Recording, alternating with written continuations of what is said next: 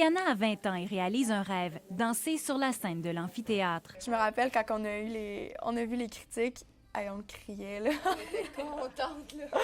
Ah, parce qu'on a tellement travaillé fort, puis ça fait longtemps qu'on veut participer à un aussi beau projet. 4 des 7 danseurs de Joyeux Calvaire sont originaires de la Mauricie. 2 heures avant le spectacle, la salle de maquillage fourmille. Concentrés, les artistes débutent leur préparation en coulisses. C'est comme un rêve de petite fille parce qu'il y a 5 ans, j'étais dans seulement un tableau. J'étais une petite ballerine, j'avais 15 ans, fait que j'étais plus à l'arrière, mais je voyais les danseurs principaux, tu sais, je voulais être à leur place.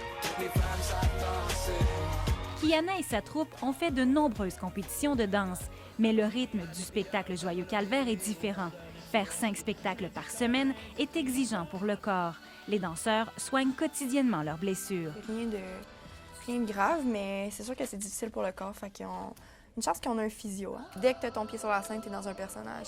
Fait que même si on danse pas, on est dans un rôle, puis c'est essoufflant quand même, c'est demandant.